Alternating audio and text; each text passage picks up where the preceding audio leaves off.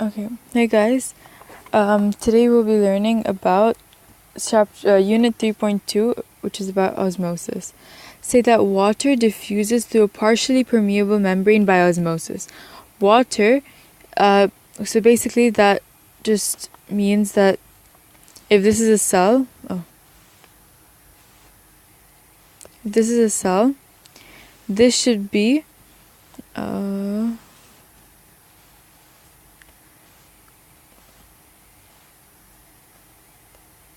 partially permeable.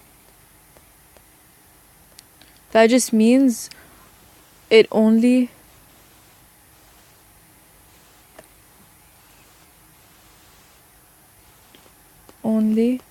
allows few substances to enter and relieve. Okay? Now, partially permeable membrane for osmosis. Now, osmosis is the net movement of water molecules from a region of high water potential to a region of low water potential through a partially permeable membrane. Osmosis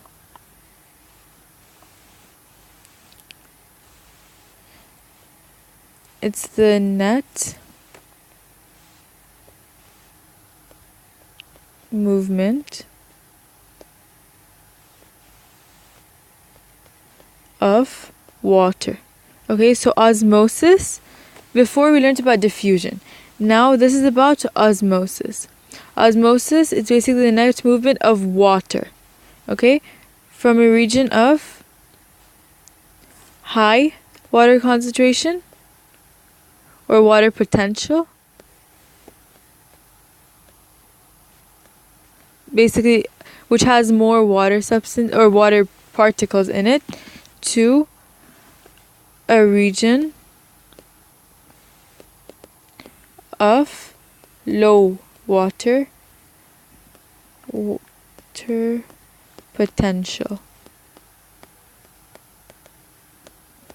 Low water potential. Okay? So basically, if I were to draw it, it would be this. Okay? And if it so if water needs to come outside, okay, then, and this has a lot of water particles. Let's just say this has a lot of water particles, and the box that it's in has only a few. Don't think of this as a cell for now. Just think of it as a cell, but later on we're going to be talking about animal and plant cells. So there are a lot more water particles over here, so water moves out from the higher water potential to the lower water potential until it reaches a state of equilibrium. That just means that if that they have equal number of particles in both places. Okay?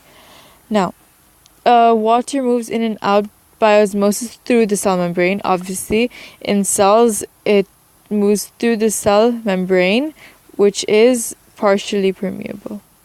Partially or selectively.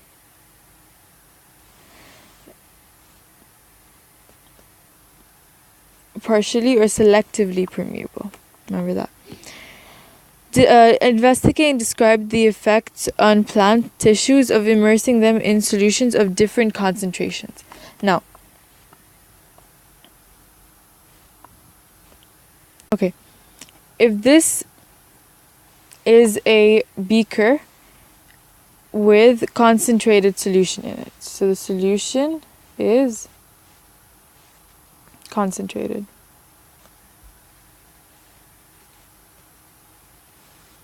Okay, now if there is a cell in it, let's draw it with this color.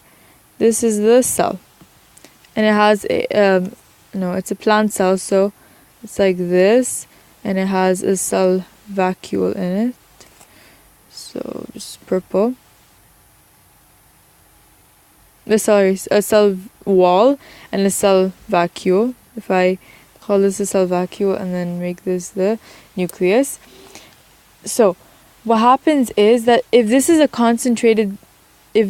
solution is concentrated, so it has less water molecules than this, what happens is that water travels out by osmosis.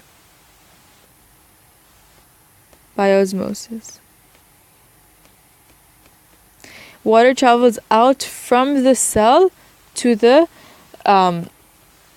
solution. So if you write steps down, the first step would be water travels out of cell by osmosis. Okay? Now, the second step is, if water is pulled out of the cell, it's most of the water, there's also water in the vacuole. So if the water is lost, then the vacuole shrinks. So I'll draw it like this. Vacuole shrinks. Okay? If the vacuole shrinks and water is contained in vacuole and in blue and in the cytoplasm.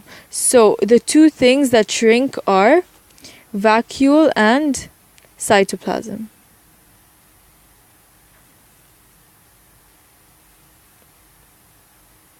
So the vacuole and the cytoplasm shrink. So the second step is going to be vacuole and cytoplasm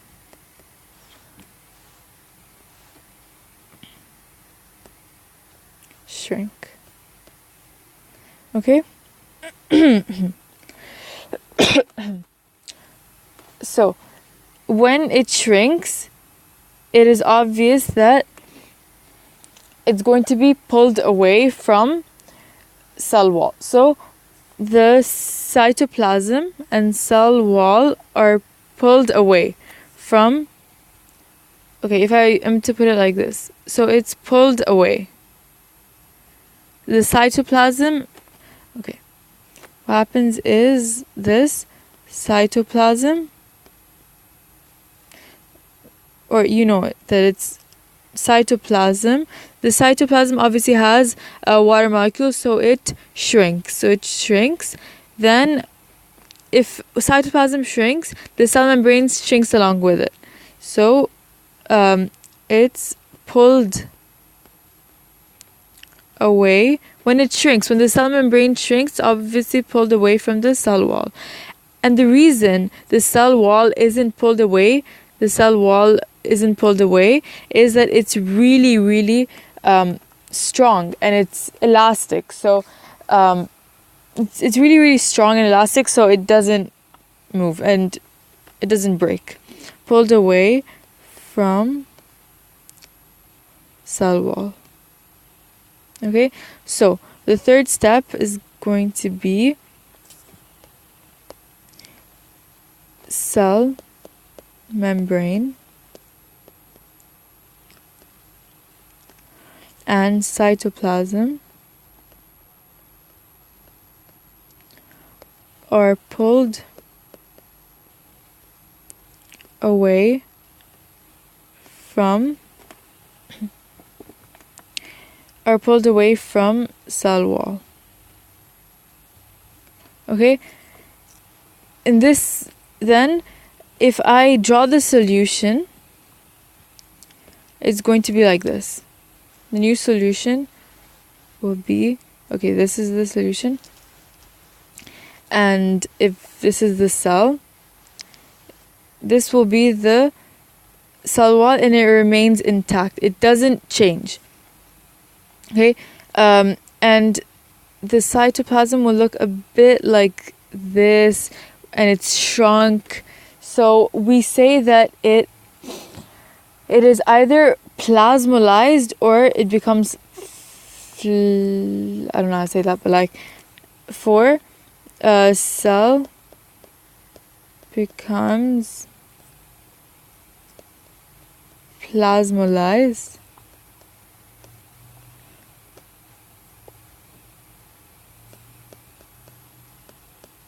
that basically means that it is pulled away from the cell wall. So whenever it's pulled away from the cell wall, you just remember that it's plasmolized.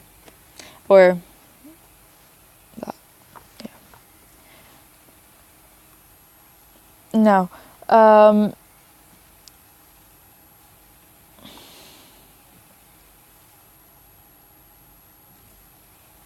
okay. Now another example, another thing. Wait. Another example, or that you should know for the IGCSE exam, is that if it's in a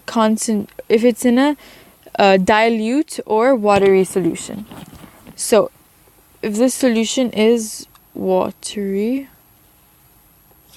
okay, and there's a cell, obviously the cell wall,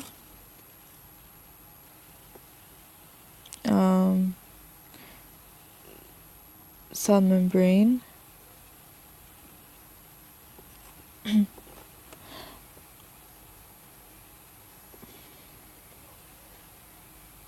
and this is the cell membrane. Now I'm also going to draw the vacuole and the nucleus.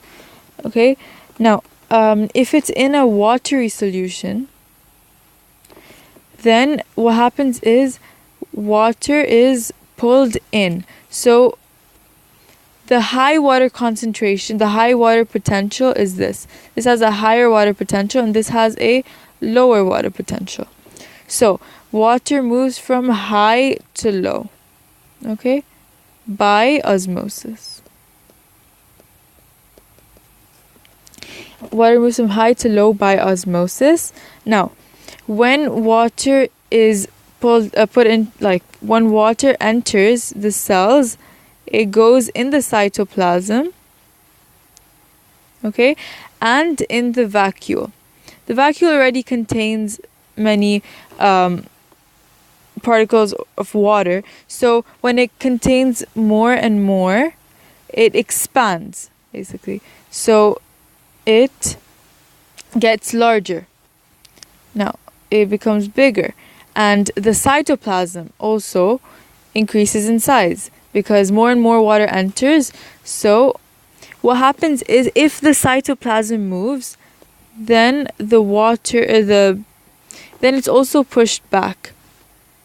So if the cytoplasm gets larger, then the cell membrane moves with it and gets larger. And then there's this pressure, or what it does is it presses out against the cell wall. So you see these arrows, it's pressing out against the cell wall, and this pressing out is called Turgor pressure. Turgor pressure. Okay? The Turgor pressure, it pushes on the cell membrane on the cell wall because of the enlarging of cytoplasm. Now, when this pushes, there's another force which is of the cell wall. Okay, the cell wall pushes back or resists with a separate force, which we call it's a force or pressure, which we call wall pressure. Okay, now wall pressure and Turgor pressure, wall pressure and Turgor pressure, they are equal and opposite to each other. So these forces are equal and opposite. So if there's one force acting like this and this one acting like this, and they have equal forces. Like they're equal but opposite in direction, so they cancel out. So there's the cell just stays in a forced, it's like no water enters and no water leaves. So just no water enters the cell. Yeah, and this pressure, these two pressures, they stop the like what they do is that they prevent the cell from bursting. Okay, if this wouldn't happen, it would burst. Prevents cell from bursting.